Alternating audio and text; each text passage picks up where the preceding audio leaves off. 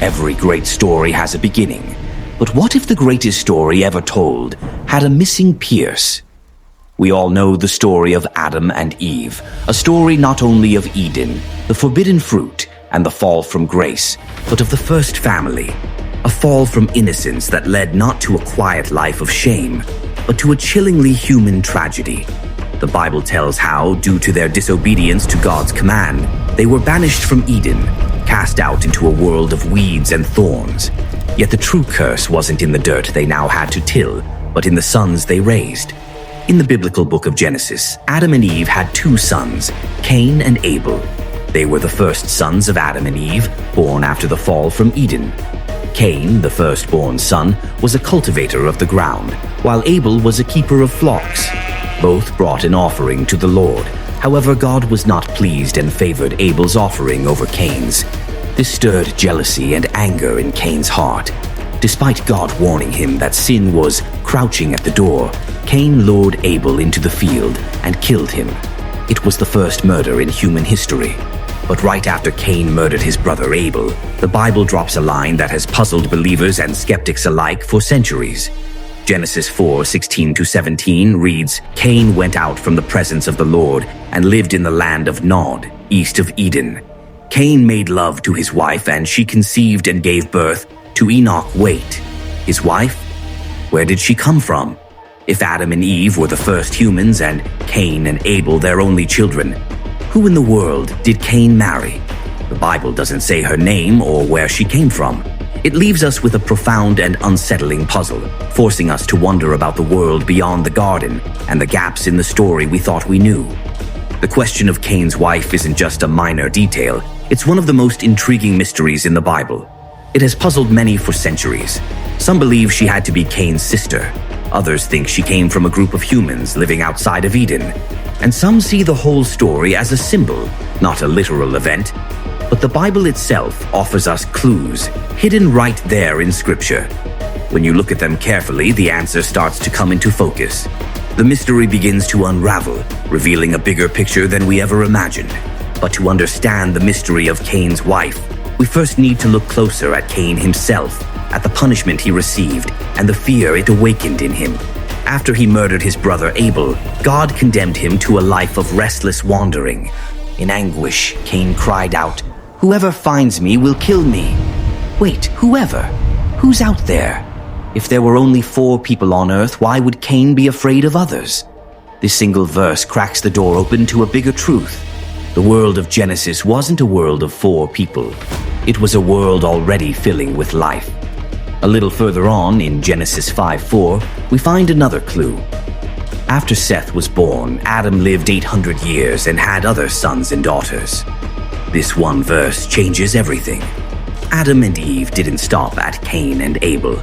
They had many children, sons and daughters, over centuries of life. With lifespans reaching 900 years, their descendants could number in the hundreds, even thousands. This made Cain's fear make perfect sense. It wasn't just him and Abel. He was surrounded by brothers, sisters, nieces, nephews, cousins, a growing family tree that stretched far beyond what Genesis explicitly names. And his wife? Most likely his sister, or perhaps a niece. Here is a matter at which many in these latter days take offense, for Cain took his sister to wife, and to modern ears this sounds grievous. Incest is abhorred, a thing forbidden among men. Yet in the first age of the world it was not so, for there was no other way by which mankind might be multiplied upon the earth. In those days the children of Adam and Eve were yet pure, their flesh uncorrupted, their blood untainted by the decay of generations. The statutes which forbid the union of kin were not given until the time of Moses, many ages thereafter.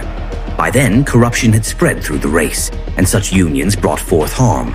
But in the beginning, when the world was young, to take a sister in marriage was not shame, but necessity.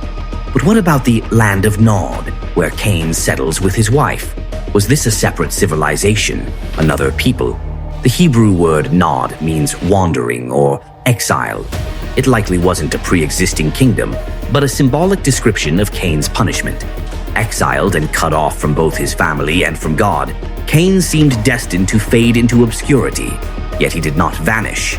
Instead, in the very place of his wandering, he began again, took a wife, fathered a son, and laid the foundation of the first city.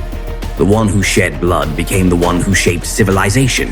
Genesis 4 traces Cain's descendants, innovators and pioneers. Jabal, the father of tent dwellers and herders. Jubal, the father of music. Tubal-Cain, the father of metalworking.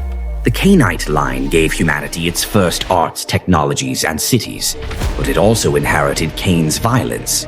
His descendant Lamech boasts of killing a man, echoing and amplifying the blood of Abel. This is where the Bible draws a sharp contrast. Two civilizations. Cain's descendants built with violence, while Seth's walked with faith. Why was Cain's wife never named? Why was her identity left untold? This is because her identity isn't the point. The writer of Genesis wasn't keeping a record of names, he was telling a story with meaning. Her presence alone is enough. It showed that after the fall of Adam, humanity's existence continued. Life went on, but the direction humanity would take was divided. Some followed Cain's way of pride and violence, while others followed Seth's way, calling on the name of the Lord. So who was Cain's wife? Most likely his sister, an answer that feels shocking to us, but obvious to the first readers of Genesis. The real mystery isn't her name, it's what her story represents. That even in exile, humanity cannot escape the consequences of its choices. Cain's wife reminds us that history is shaped not just by the names we remember, but by the choices we make. The first family left a legacy of light and shadow, of promise and pain.